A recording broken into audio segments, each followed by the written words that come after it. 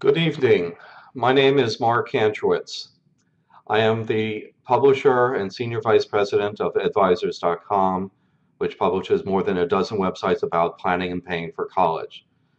Tonight, I will discuss secrets to winning a scholarship, some practical tips for increasing your chances of winning a scholarship. Before I joined Advisors, I was the publisher of other websites about planning and paying for college, including fastweb.com, a scholarship matching service, and finae.org, an encyclopedic guide to student financial aid. I'm a member of the board of directors of the National Scholarship Providers Association, and I wrote a book on this topic a few years ago, which is available on Amazon.com. So in this talk, I'm going to discuss who wins scholarships and some myths about who wins scholarships, some tips on how to increase your chances of winning a scholarship, how to search for scholarships, some of the dangers that you should watch out for, and how to keep your scholarship after you win it. And I'll also give a list of several key scholarship resources. So there's this idea out there that you can win a completely free ride through scholarships. And in fact, you can. I myself, as a high school senior, did this. But it's very, very rare for a student to get a completely free ride. Most students will have to rely on student loans and other federal student aid to pay for their college education, as well as savings and money from their current income, as opposed to getting completely paid for with scholarships. Scholarships are part of the plan for paying for college, but not the entire plan. So on this slide, you see that less than 0.3% of students get enough grants and scholarships to cover the full cost of education. Those getting enough to cover half of their college costs, it's only about 1 in 6 students. Of the students who win scholarships, more than 2/3 of them, 69% of them, receive less than $2,500 per year. Now, you're more likely to win a scholarship if you're going to enroll at a four-year college than at a two-year college, 3 times more likely. 8% of students at four-year colleges have won scholarships and are using them to pay for their schooling, versus 2.6% of students at two-year colleges. And the bulk of scholarships are won by students at four-year colleges. Now, some majors, you're more likely to win scholarships than others. It's the STEM fields, science, technology, engineering, mathematics, where scholarships are much more prevalent than in the humanities. The one exception to this is computer science. For some reason, there are a lot fewer computer science scholarships than there are, say, math and statistics scholarships. You're twice as likely to win a scholarship if you're majoring in mathematics than if you're majoring in computer science. But humanities, social sciences, business, your students are much less likely to win scholarships. This data is based on analysis of the National Post-Secondary Student Aid Study, which tracked the use of private scholarships, the actual use of it to pay for education. Now, if you have a good grades, you are more likely to win scholarships, but even students with B's and C's and even D's do win scholarships. I mean, there's this idea out there that most scholarships are awarded only to people with A's, and while you are much more likely to win a scholarship if you have a stellar grades, less than 10% of scholarships even ask for any information about your grades. So a good part of this trend where someone with an A average is twice as likely to win a scholarship as someone with a B average is due to the people who are excelling academically are also more likely to excel in other fields where they can win scholarships than the scholarship providers excluding students because of low grades. And very few of the scholarships are focused on your GPA or even ask for your GPA. And similarly, academic test scores such as the SAT or the ACT also key into whether you're going to win a scholarship. But again, very few of the scholarships applications have any request for your SAT or ACT scores. It's mostly that the more talented you are academically, the more talented you are likely to be in other areas. So students who have above average SAT scores, 1100 and above, are twice as likely to win scholarships as students who are below average, but the below average students still do win scholarships. And there are a lot of scholarships for things other than academic talent, such as artistic talent, athletic talent, or just plain strange scholarships, like there's a scholarship for students who create a prom costume out of duct tape. Now, there's a myth out there that minority students get more than their quote-unquote fair share of scholarships. In fact, the opposite is the case. Caucasian students are 40% more likely to win private scholarships than minority students, all else being equal. So when you control for academic background, when you control for poverty levels, when you control for all the potential confounding factors, uh, minority students are getting less than their fair share of scholarships. The main exception is Native American students, who are much more likely to win scholarships, but there are very few of them, so they don't have a significant impact on the overall statistics for minority students. But here we have uh, of Caucasian students, white students, 14% of them win scholarships compared to 11% of minority students. And that's despite the fact that minority students tend to be among the poor, and Caucasian students tend to be more wealthy, which has an impact on who wins scholarships. So there are a couple of really good tips for winning scholarships. First of all, it really is not just a matter of skill, but also a matter of chance. When evaluating the applications of really talented students, it gets down to an agony of choice. There's no wrong choice for who's going to win it, but it's very hard to distinguish among all the finalists who are eligible for a scholarship. And selection committees, and I've sat on quite a few of them, often have trouble choosing among several excellent candidates. So if you're a very good candidate for an award, you may not win it simply by a matter of luck. It may be that one minor difference between your application and another student's application may have made the difference, or it may be just that the one member of the selection committee thought more highly of their application than yours, or vice versa. So the way to win more scholarships is to have the law of large numbers work in your favor. If there's an element of randomness, the more applications you submit, the greater your chances are of succeeding and winning a scholarship. So apply to every scholarship for which you're eligible, not just a handful of the scholarships. The students who win a gazillion dollars in scholarships are precisely those who have applied to many, many, many scholarship programs. I don't know of any student who won a completely free ride who applied to only one scholarship. And clearly, if you don't apply for a scholarship, you're not going to win it.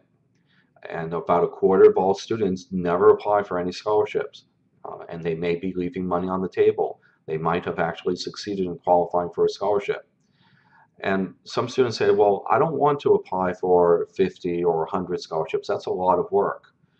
Well, first of all, if you have, say, a 1 in 10 chance of winning a scholarship, and it takes you an hour to apply for a scholarship, then applying for 10 is 10 hours work to win possibly one scholarship.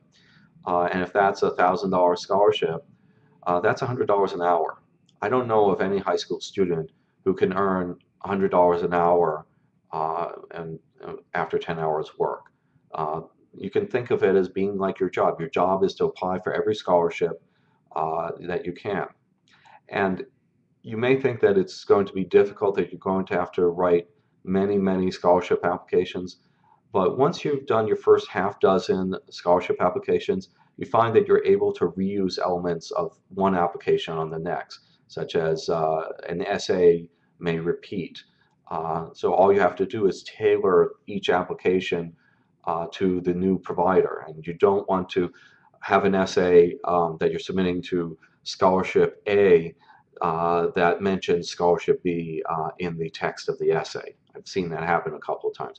But and you can easily, once you've gone and passed your first half dozen or so applications, you can easily write the new applications in a lot less than an hour per application. And another key aspect is to not miss deadlines. Many students wait until the spring of their senior year in high school to submit applications for scholarships. By then, they've already missed half of the deadlines during the senior year alone, because half of the deadlines are in the fall. There are also scholarships that you can win in younger grades, and some of you that you can even win in elementary school. For example, there's a Jif Peanut Butter Scholarship, there's the National Spelling Bee, National Geography Bee, National History Day competition, Doodle for Google. There are a lot of scholarships that are available to students in younger grades, as well as students in high school. It's not just a high school senior opportunity. So start searching for scholarships as soon as possible. Don't wait until you're a senior. Don't wait until you're the spring of your senior year. And continue searching for scholarships even after you're already enrolled in college. There are some scholarships that you can apply for only after you are enrolled in college. They want to make sure that you're enrolling in college before they grant you money. So you can continue searching on the various scholarship databases again and again and again, and each year just update the information so that they know that you're now a college freshman instead of a high school senior, and so on. Now, as I said, start searching for scholarships as soon as possible.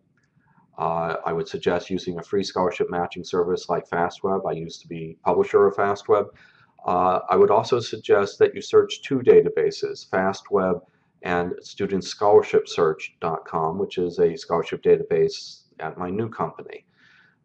There's also a website called ScholarshipPoints.com, which is kind of like frequent flyer miles to enter random drawings for scholarships. You fill out surveys, you get some points, you use those points to enter into a drawing for scholarships. Other ways to search for scholarships, and these days students think of everything being online. There are many opportunities that you can only find in offline venues. There are scholarship listing books at your local public library or bookstore. Usually these are in the jobs and careers section of the bookstore.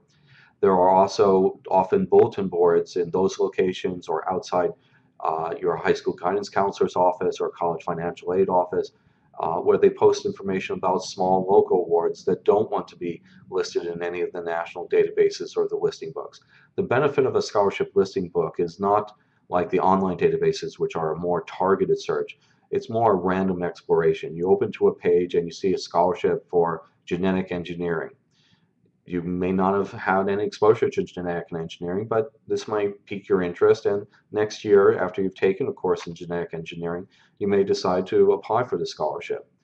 Or you may recall a talent that you actually have a background in genetic engineering or microbiology or some other field in one of these scholarships. So you can hunt around for scholarships that you're not eligible for now, but with a little bit of work, you might be eligible for in the future. Now, when using any scholarship listing book, it's very important to check the copyright date, the date the book was published, because typically these books will be finished 6 months to a year before they actually appear in print. So a book that is 2 or 3 years old may be too old to be useful, because about 10% of scholarships are going to change in some significant way from one year to the next. It may be a change in the criteria, it may be a change in the uh, amount of the award, it may be a change in the mailing address, and in some cases the award may have gone defunct. I still see people mentioning the Orville Redenbacher Second Start Scholarship, which was a one-year promotion over a decade ago. And so I already talked about using bulletin boards near the guidance counselor's office and the financial aid office. An interesting way of finding out information about scholarships is to look in the coupon section of your local newspaper. Some of the national scholarship providers will advertise their scholarships in that section of the newspaper. You'd be surprised how many scholarships you can find when you go grocery shopping. And there's Tylenol has a scholarship, Coca-Cola has a scholarship, Discover Financial has a scholarship. Uh, some uh, some stores even have their own scholarship. So you can often find on the packaging of various products the information about scholarships that they offer. When using one of these online scholarship databases, I would suggest after you get the list of scholarships which are eligible, try tweaking some of your background characteristics slightly. So increase your GPA from 3.5 to 3.6 and see if there are any additional scholarships that match your background. You can't apply for them because, and it'll do you no good. If you don't meet the criteria, they're not going to even look at your scholarship application. The selection criteria are there to try to limit the number of students who qualify as opposed to maximizing them. Because if you run a scholarship program, you get in 100,000 applications, it takes a lot of effort to review those applications. Whereas if they have a GPA requirement or some other requirement, it can filter down the number of students who apply and therefore make it easier for them to select the winner. But when you know about a near miss match, you know that this scholarship is a close match but not a perfect match, it might give you the incentive to improve your grades. Like a 0.1 point increase in your GPA may be attainable, and that might help you qualify for 5 or 6 additional awards. It's also important to apply for the small scholarships. I often hear students poo-pooing these $500, $250 scholarships as being too little money, and so they don't apply for them. But those small scholarships, and first of all, they add a line to your resume so that when you're applying for a larger scholarship, they see that other scholarship organizations have given you an award. And all else being equal, if they have 2 students, one of whom has received some scholarships and one of whom has not, in most cases, they will give their award to the one who has received more scholarships because they'll think that these other providers are also seeing something in you that they aren't seeing in the other students. And everybody likes to go with the winner. Um, so these small scholarships, not only do they add lines to your resume, and they don't need to know that it's a $250 scholarship. They, all they know is that some scholarship provider felt highly enough about your background to invest their money in your future. These awards are also easier to win because there's less competition for them. And the money does add up. I mean, if you win 4 $500 scholarships, that's $2,000.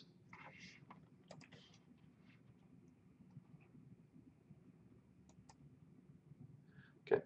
Now, I talked earlier about answering the optional questions on a scholarship search service or scholarship matching service. And this graph shows you the relationship between the completeness of a scholarship matching profile and the number of potential matches. So as you can see, it bottoms out at 30% completeness because there are some required questions on the profile. Someone who answers only the required questions is going to match about half of the potential matches. The more complete the profile, the more matches. Up until 100% complete profile will match 100% of the potential matches. So you're much more likely to match scholarships if you have a very thorough, complete profile. And the more scholarships that you match, the more you can apply to, the greater your chances are of winning one. And what's triggering a lot of this is there are a lot of questions in these scholarship search services that are very specific about particular elements of your background, like did your parents have cancer? There are a few scholarships out there for children of cancer, of parents who had cancer, either died of cancer or had cancer and are cancer survivors. These scholarship matching services aren't going to show these awards to everybody who registers on the site because it'll be irrelevant for most people. So they have to ask a question there to specifically to trigger the inclusion of those awards. Now that question may not be relevant to you, but there are usually a few questions that will be relevant to your background. Maybe questions about your parents' employer, about your hobbies or athletic activities. There are a large number of these optional questions, and it's relatively easy to go through them. It looks like a long laundry list of questions, but you can scan through them in just 5 or 10 minutes. And by doing so, you will ensure that you match all the scholarships for which you're eligible. So now let's suppose that you have too many scholarships and you're trying to get organized to uh, decide which ones you should apply to and when. First thing you should do is sort the scholarships based on their application deadlines. If the deadline's already passed, it's not worthwhile to apply for it because you won't win. And obviously, the scholarship that has a deadline in 2 weeks is more time critical than the one that has a deadline in 2 months. And then within each deadline date, and you figure how many applications you can write per week. And if you still have too many scholarships, you can sort them by what I call the expected value of the scholarship, which is the product of the award amount and what you think your chances are of winning that scholarship. So if there's a $20,000 scholarship where you have a 1 in 100,000 chance of winning it versus a $2,000 scholarship where you have a 1 in 10 chance of winning it, and multiply the award amount by the chances of winning it, and you see that the second scholarship is more likely to yield more money for you than the others, because the other one is more of a long shot. Have a folder for every scholarship, label it with the name of the scholarship and the deadline date. Have a checklist where you list every single scholarship to which you're applying and the status of that scholarship when you submitted it, if there were requirements for letters of recommendation when you asked for those letters, when you got confirmation that they had been sent, and list all the scholarships on a calendar as well so that you don't miss deadlines. When writing a scholarship application, it is helpful to have a resume, an accomplishments resume, that talks about everything that you've done, whether it is awards that you've won, activities, summer activities, hobbies, volunteer activities. This can be useful for helping you write your essays, because if you're asked where you're going to be headed in the future, it's a good idea to know where you've been in the past so that you can weave those facts in to a tapestry that describes where you think you're headed. And you can find some evidence that you want to be a math major because you're very good in math, you were captain of the math team, you won a math contest, you were first in your state, you had a summer job while working for an actuary. I mean, all of those can lend support to your argument that you will be a very good math major. And by the way, this is not just practice for scholarship applications, it's also practice for college admissions applications. They are often quite similar. The accomplishments resume is also useful when you're asking someone to write you a letter of recommendation. They may have experience with you as a student in their class, but that may have been for just a year or two. The accomplishments resume lets them appear as though they know you better than they actually do, and they can take 1 or 2 facts from your accomplishments resume and weave it into their letter, making a much more impressive letter. It's important to understand why the scholarship sponsor is offering the scholarship. What do they hope to achieve? Are they looking to promote their field, their occupation, like mechanical engineering or mathematics or healthcare? Or are they trying to give back to the community? Are they focused on community service? So reading the application and the website of the sponsor can give you insights into what type of application they're more likely to award a scholarship to. And then you can tailor that application towards a goal. Remember, they're awarding scholarships based on applications, not necessarily based on people. So how you highlight your background will make a big difference in whether you win an award or not. And I can't stress this enough. Read the instructions, follow the instructions. I've seen many cases where students ignored the instructions and assumed that their application was so good that they were still going to get the award. The purpose of the instructions is to eliminate students from consideration. So if it says 300-word essay and you write down a 301-word essay, they're going to not even look at that application. Even if it's a wonderful essay, you didn't follow their instructions. And often after they award you a scholarship, they're going to want you to write an annual report on your academic and other activities so that they can see what the benefit is of their scholarship. And if you don't follow the instructions when applying for the award, and that's probably a bad sign for you're following the instructions after you receive the award. Now, it's important to stand out, and by stand out, I don't mean in a bad way. And don't write about something controversial or offensive, because then they will react to the essay not as evidence of your ability to write and your insightfulness, but rather they may react to the topic of the essay, like essays about the death penalty, politics, religion, and all of those. And it's very hard to execute them well, and they will make your application stand out in a negative way, because if they disagree with your position, even if you do both sides of an issue or write eloquently about the issue, it's going to put them in a negative frame of mind, and you don't want to do that. Humor is also an area which is very difficult to execute well. What's funny to you may not be funny to them. What you want to do is stand out in a positive way, so that when the selection committee is referring to your application, they're going to say the student who did fill in the blank, or the student who is fill in the blank, uh, so that they are, I mean, talking about you based on the key characteristic of your application, because that then gives you more prominence in the discussion. Typically, this one member of the selection committee will choose to champion your application among all the finalist applications.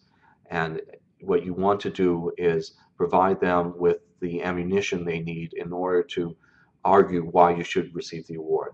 So you want to give them details, specifics. Don't just say that you're a leader, and what are they to do? Just take your word for it that you're a leader?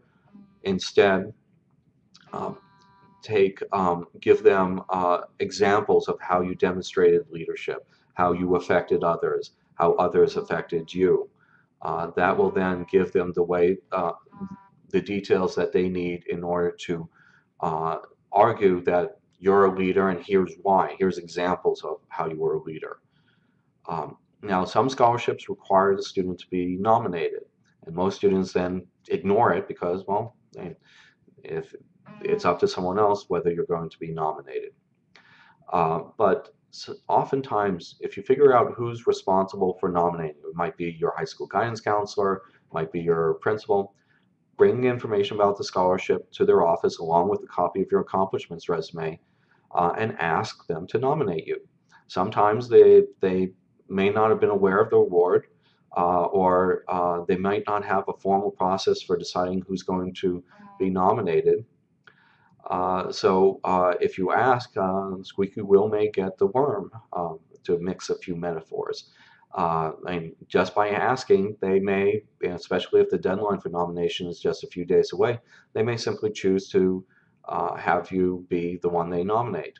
Or it may force them to come up with a procedure for deciding who to nominate, but by being the first mover on it, you may be the one that they ultimately nominate, because they'll remember you more. When filling out an application form, make a photocopy, practice on a copy of the application form. You'll find that occasionally you may misinterpret a question, or you may write too long an answer and it won't fit in the space available. So if you practice, you'll get a sense of how to complete that application and do so uh, in a more effective manner. Now, people often have problems writing essays, and they don't like writing essays. So students often avoid entering essay competitions for scholarships. Uh, and this makes a bit of sense, because uh, people can speak at about 200 words a minute, but they write or type at between 30 and 60 words a minute. So the act of writing interferes with the flow of thought. And so you may be staring at that paper and you may have a fleeting idea, but by the time you've written it down, the idea is already gone. If you answer the question out loud while recording your answer and then later transcribe that recording, it'll be at the same flow of thought. And if you speak at 200 words a minute, like I am right now, it'll capture every single word you're saying. And then when you transcribe it, at that point, you can add some structure, do a little bit of editing, omitting and deleting some of the ideas, adding in new ones. But it'll give you the raw material that you need to create an outline and to create uh, an essay. And that essay is going to be much more passionate. When you speak, you're often much more passionate than when you write or type. Now, when writing this essay, be specific, give concrete examples. As I said, those are examples that the selection committee member can use to argue why you should be given the award. And make sure that this is a personal essay, not a very dry essay. Be passionate, write about something that interests you. If it interests you, it's more likely to interest them. You'd be more likely to be less boring in the essay. Um, so I'm going to talk about how the topic affected you, how you affected others. That's tell a story. That's what's going to make the essay more memorable. And then finally, use the same technique that you use to write the essay, uh, answering the question out loud and then transcribing the recording. The same technique can also work for proofreading the essay. Print out a copy of the essay. Don't read it off the computer screen because it will look different when you print it out, and that will help you identify problems. And proofread it first for spelling and grammar errors, but then read it out loud. Any place you stumble, any place you have a disfluency is often a sign of a problem in the essay. It may be spelling or grammatical error, it may be your diction, your choice of words, it may be um, the thoughts that you're expressing don't flow very well, but you read it out loud, you correct the problem, you read it out loud again until you can read from beginning to end without stumbling. Then you have a proofread essay, a proofread essay that you can submit. Now, when asking a teacher or someone else for a letter of recommendation, ask the teacher whether she can write you a great letter of recommendation. Teachers are often required to write a certain number of letters of recommendation for a student, uh, even if they don't feel comfortable doing so. If you emphasize the word great when asking them, they may be able to suggest that a different teacher may be able to write you a better letter of recommendation. You want a teacher who not only can write well, but can write well about you. So if you've got a C average in that teacher's class, might not be the best teacher to write the letter of recommendation. And I often get asked whether you should have extra letters of recommendation. Uh, Generally, no. If they ask for 2 letters of recommendation, that is the number that you should submit. Only if there's something really exceptional that is relevant to the award should there be an extra letter of recommendation. Say you had 3 different summer jobs, all of which you did something fantastic that's related to the application, then maybe have each of them write a letter of recommendation. Um, but generally, if you write extra letters of recommendation, if you have extra letters of recommendation submitted, it'll be a sign that you're not following the instructions. So it really has to be a letter that tells them something that they can get from nowhere else. Um, Provide the person writing the letter of recommendation with a copy of your accomplishments resume so that they can elaborate in your letter. It is a courtesy to provide them with a self-addressed stamped envelope and all the required forms so that they don't have to spend money to submit the letter of recommendation. And very important, after your first and every letter of recommendation, thank them for writing the letter. All too often, students do not say thank you. Saying thank you makes an impression on the person who's doing you a favor, and that can lead to a better letter of recommendation the next time you ask them for help. Now, with scholarship interviews, these days they're less often to be in person, more likely to be via a webcam. There are some important things that you should do. First of all, clean the lens of your webcam. Take a sample picture so you can see what's in the background when you're giving that interview. If you have a poster that might offend some people or other inappropriate items, remove them from view for the duration of the interview. It's important to practice and practice again and again and again, because the more you practice, the better you'll get, the more comfortable you'll get at having an interview. Ask your parents to interview you and record it on a camera, on a video camera, and review that recording afterwards. It's going to look extremely awkward, and you'll and ah, you'll be playing with your hair, you're chewing your fingernails, all sorts of behaviors. And just by being aware that you do this, you'll be less likely to do so in the future.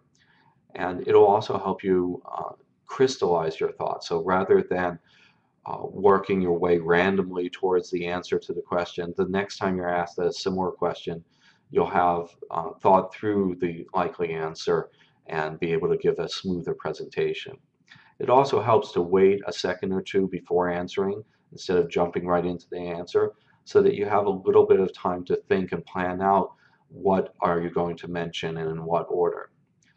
When meeting with someone in person, wear appropriate business attire, and you want them to be impressed by you. So cut off jeans and holes in a t-shirt aren't going to impress. If you have tattoos, cover them up. If you have a dozen earrings, and maybe cut it down to just 2 or 3, just so that they're going to focus more on you and less on your appearance. Before you arrive for the interview or before you depart for the interview, visit the restroom so that you don't have to interrupt the interview in the middle. And don't drink a lot of beverages right before the interview or even during the interview, because then you're more likely to need to go to the bathroom in the middle of the interview. Practice proper hygiene, brush your teeth, wear deodorant. You don't want the interviewer to be reacting to things that are irrelevant to your qualifications. Arrive early, not late for the interview. Nothing annoys an interviewer more than having to wait for someone who's late. Now, when you meet the interviewer for the first time, they're going to introduce themselves to you. Pay attention to the name. Often students will hear the name and they'll promptly forget it. And then in the middle of the interview, if you need to refer to the interviewer, it can become awkward. And hey, you doesn't quite work it. When I was in grad school, my office mate told an interesting story about a friend of his had a technique for um, asking for the individual's name. How do you spell your name again? And when in fact I didn't remember what the name was. And my office mate's name was Smith. So he said Smith. That was kind of amusing. And so that trick can work, but it's better to pay attention. And when hear someone's name, concentrate on it for a little bit so that you'll remember it. Another trick that may be effective is to ask for a copy of the interviewer's business card. That will enable you to also send them a thank you letter after the interview. Now treat that business card with respect, and don't pick your teeth with it, which is something that once happened to me when I was interviewing someone. And set it in front of you where you can see it if you need it, and after the interview, put it in your pocket.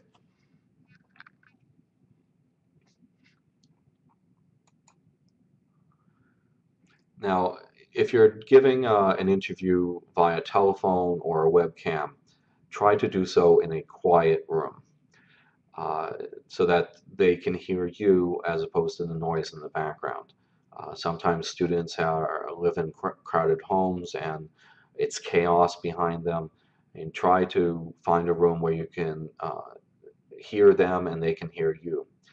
Don't use a cell phone, don't use a cordless phone, don't use a speaker phone. These are often very unintelligible, and it makes it harder for them to understand what you're saying, or for you sometimes to hear them. Use a corded phone if at all possible. And when you're giving the interview, look at the webcam. And right now, I'm not looking at the webcam, and so it doesn't look as good. Now, if I had my notes to offset and my eyes were constantly shifting left and right, that would look a little bit strange um, to the interviewer. It gives you a kind of shifty-eyed look. So if at all possible, do what I'm doing now, which is looking directly into the lens of the camera. Now, it's important to Google yourself, Google your name. Uh, about a quarter of scholarship providers are now doing the same. They're looking at the online presence of their finalists. In some cases, they're asking finalists to friend them on Facebook. In some cases, they just want to see how you react in a real world setting, how you write, how you interact with others. In some cases, they're looking for red flags. Do you demonstrate good judgment in the online setting? And just as you want to present a professional appearance in a face-to-face interview, you want to present a professional appearance in a online setting. So instead of having a email address like hotmama33@aol.com, have first name dot last name at gmail.com. And if it's you have a common name, add a few numbers at the end, so that they're not going to again react to the innuendos that are present in your email address. They are going to uh, look at you as a professional individual. Now, if you've got inappropriate posts on the wall of your Facebook account, you can delete these, and you should. Anything that is inappropriate, immature, illegal, remove it. Even if it was posted by a friend, just you are in control, remove it from that account.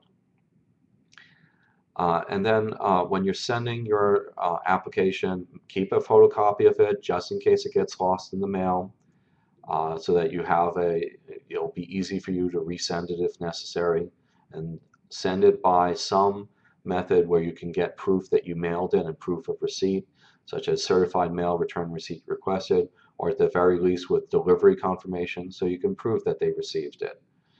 And another good tip is some scholarships you can apply for more than once. You can apply once as a high school senior and once as a first year as a college freshman, or some fellowships as a college senior and as a first year graduate student. If you're rejected, ask for the reviewer comments on your application.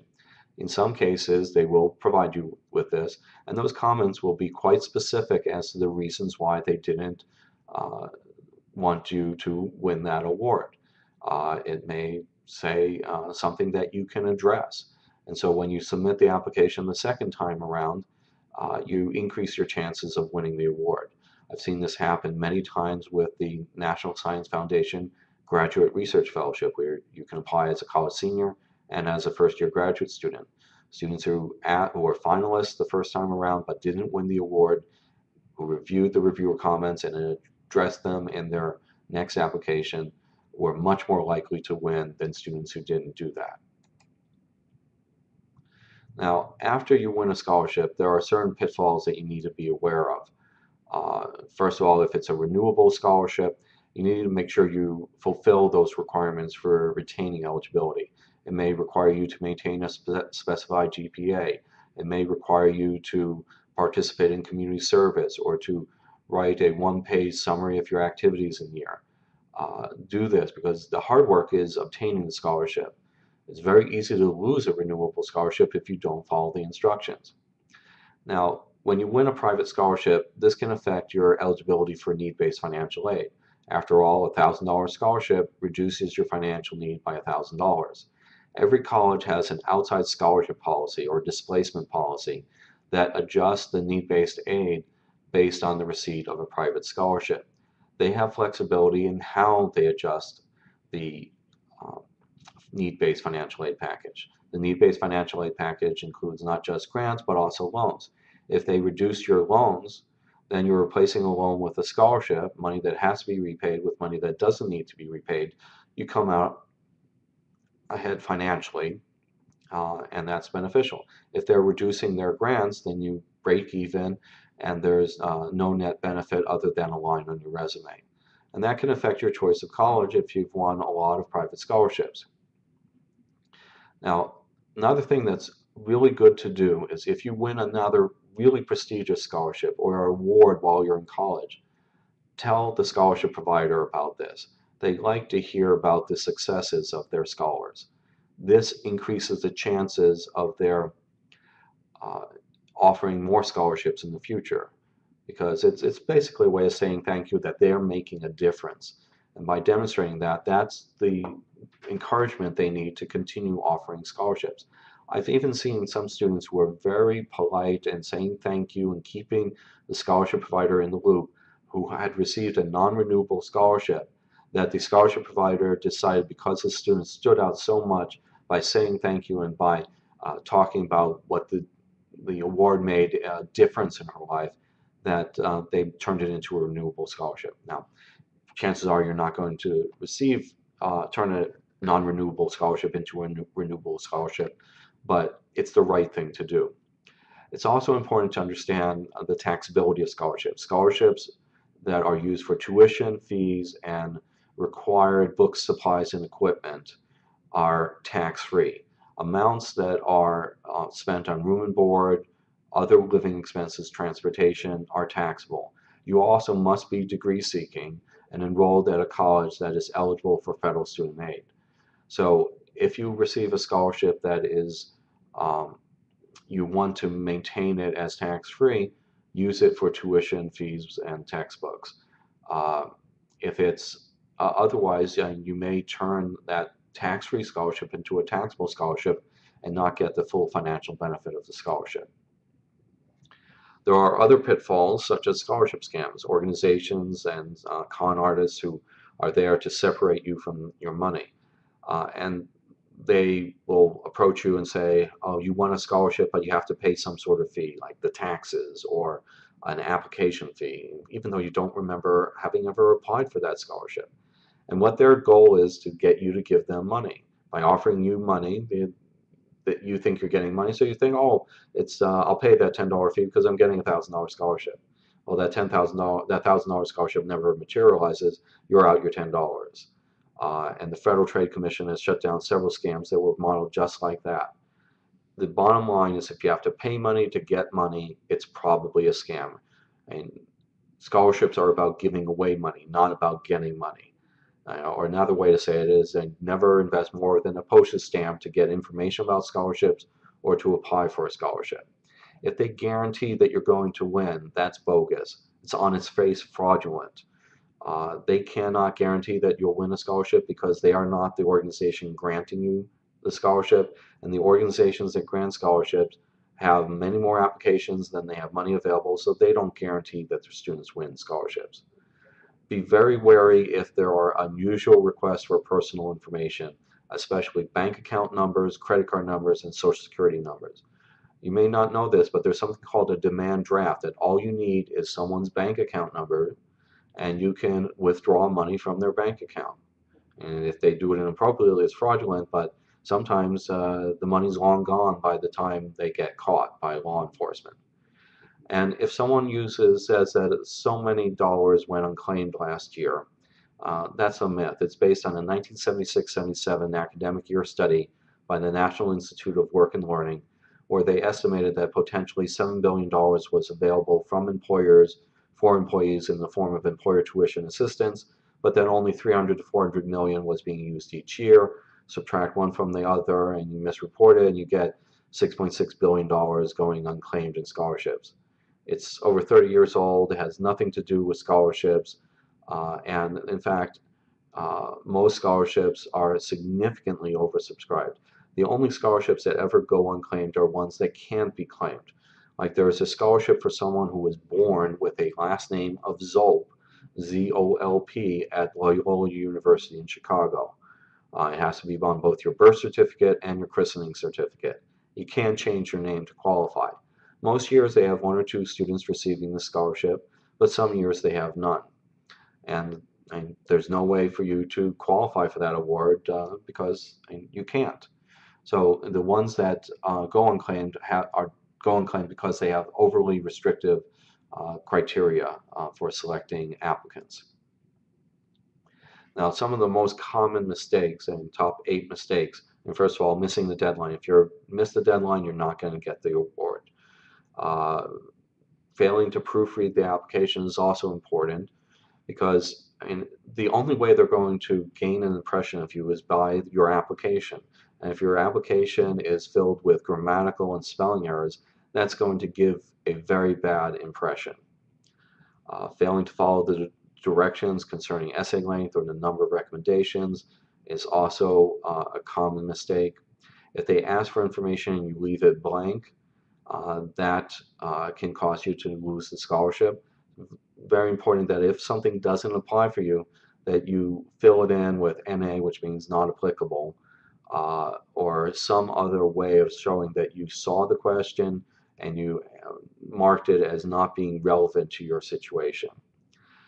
If you don't qualify for a scholarship, don't apply. You're not going to win it. You may be the most wonderful person on the planet, but if you don't qualify, you're not going to win.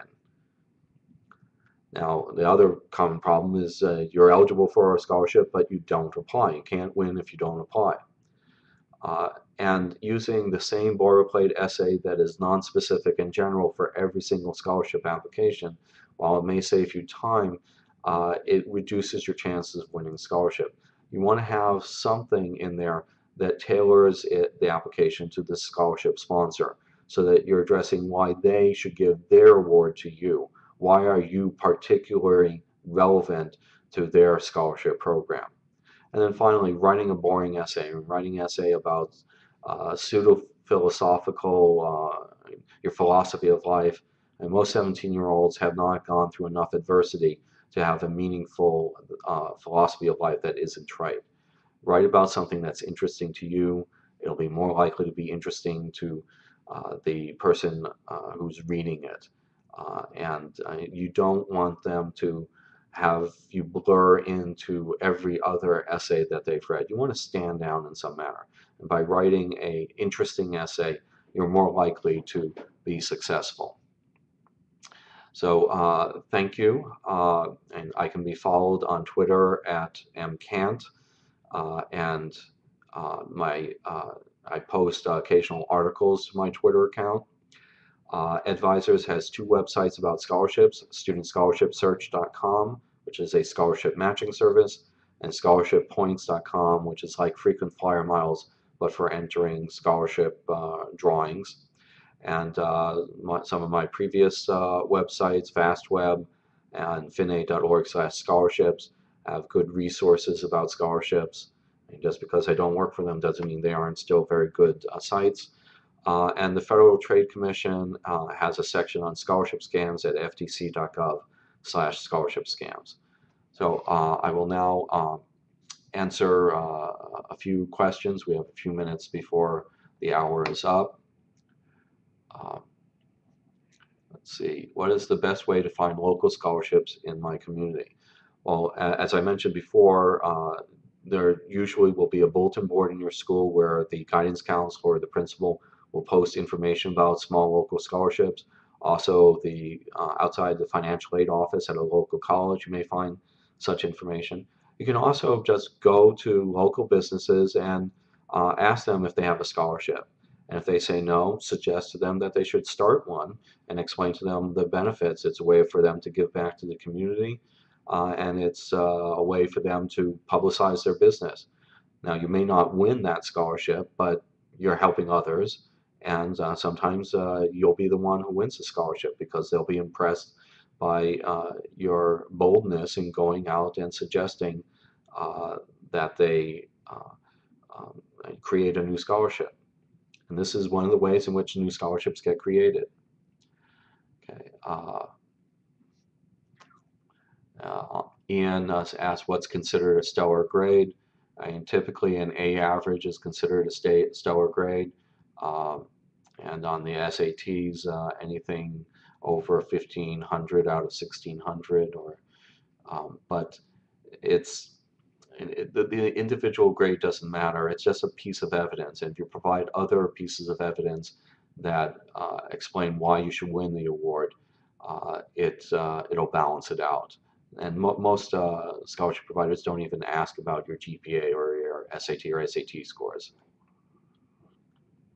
And Brianna asks, I am a small percentage Blackfoot Indian. Is it worth it to apply for scholarships specifically for my being Native American, even though it is only a small part of my heritage? Many of the scholarships for Native American students have specific requirements as to the percentage Indian heritage. Sometimes it's 1/4, sometimes it's 1/8. And if you don't satisfy those requirements, you're not going to be eligible. In some cases, they'll require you to be a member of a particular tribe and have there's a document that certifies the percentage of Native American blood, and in order to apply.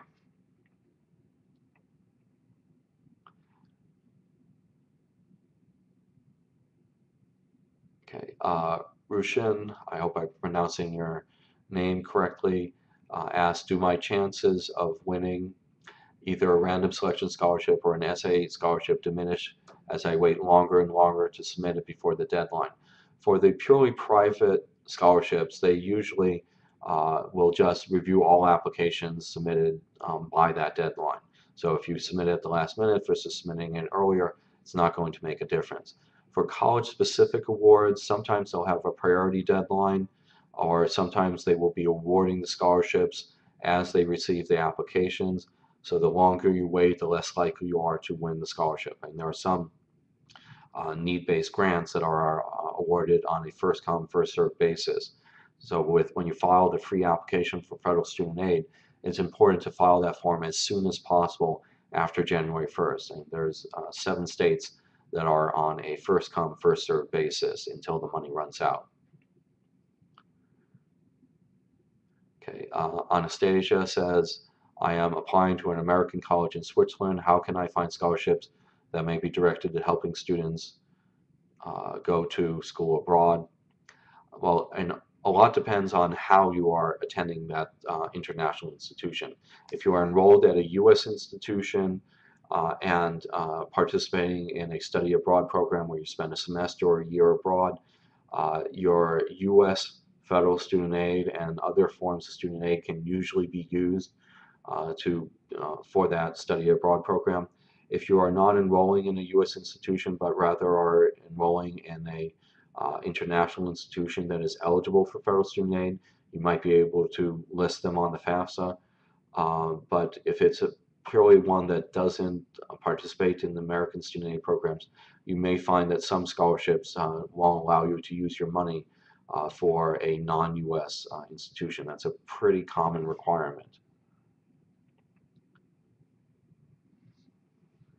Okay, first name dot last name to ask, does the financial aid package get reduced by the uh, total dollar amount of any scholarships I would get, or would I get to apply them to the aid? Usually, the outside scholarship policy of the school will specify how that outside scholarship reduces your aid, but it's usually dollar for dollar. It's just whether it's being applied to reduce grants or loans or a combination. And there is something called an over award tolerance, where if you're over, if you receive just a very small scholarship of just a few $100s, it's not going to reduce your need-based aid eligibility. But otherwise, uh, it'll reduce every dollar you win a private scholarship. It's a dollar less you're going to get in need-based aid.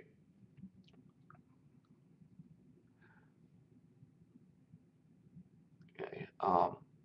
Nicole asked, does ethnicity affect scholarship acceptance? I don't think so. Uh, she also asked, is it bad to use the same essay for different scholarships? They often ask the same questions.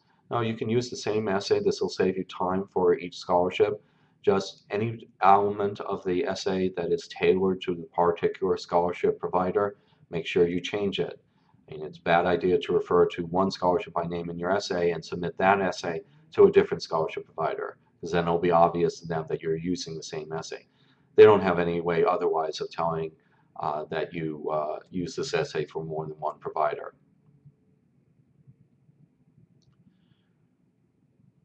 Okay. Abigail says, in 2 weeks, I will be starting my senior year of high school. Is it too late to apply for college? No, and this is typically in the fall is when you will be filing applications for admission and for some scholarships.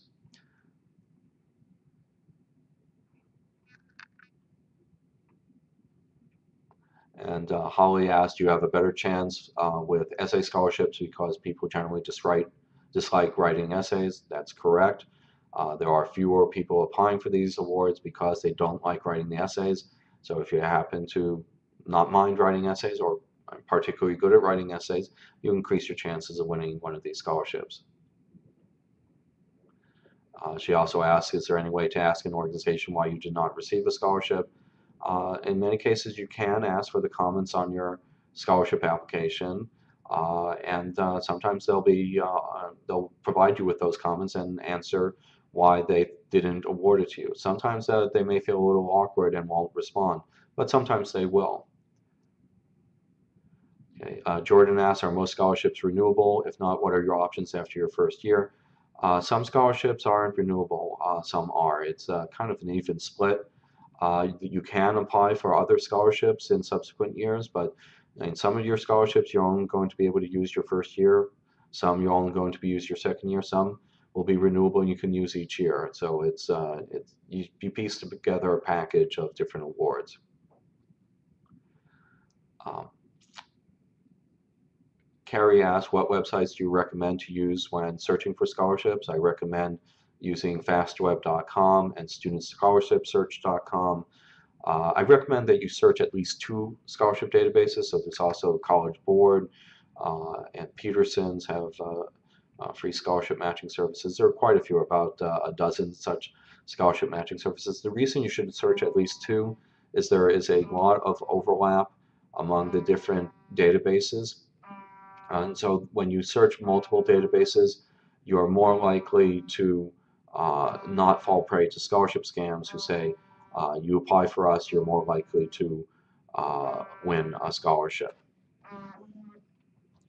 Um, because they're using the same data as everybody else.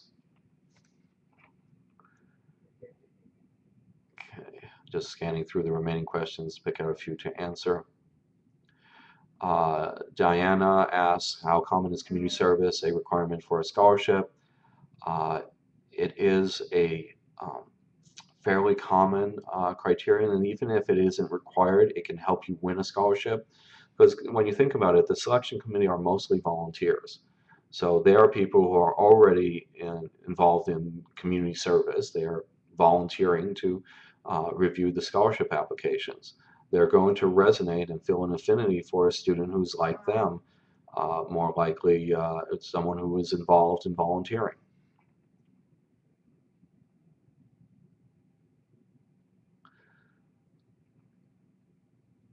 Um,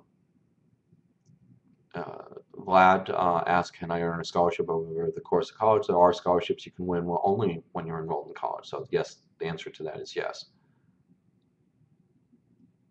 Okay, Monique asks, how can you stand out if you haven't had anything really important happen in your life? How can you make an interest or hobby stand out in your essay? I think it's more important to have depth than breadth. So pick something that is really of interest to you and go deep with it. And uh, instead of just volunteering once, you volunteer on a regular basis. And the interesting things will happen. And if you write about what's interesting to you, it's more likely to be interesting to others. Rebecca asks, if a scholarship requires you to attend a luncheon, how should one act during the event? You should act like your mother would expect you to act. Be polite and maintain good conversation. Uh, be orderly. Don't get silly. Uh, don't drink any alcohol. And carry yourself with a lot of composure. And oftentimes this is just a way for them to get to know you better. And sometimes after you win, they'll require you to attend an annual luncheon.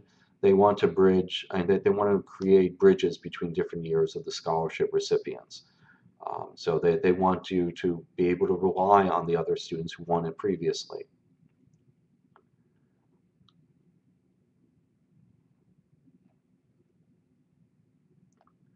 And Hannah asked, she said, missed the webinar, will you have it again? I believe that this is being recorded, and so it should be available from College Week Live at a later time.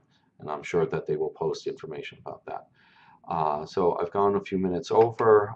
Thank you for listening to this talk, and good luck in your searches for scholarships and other money to help pay for college.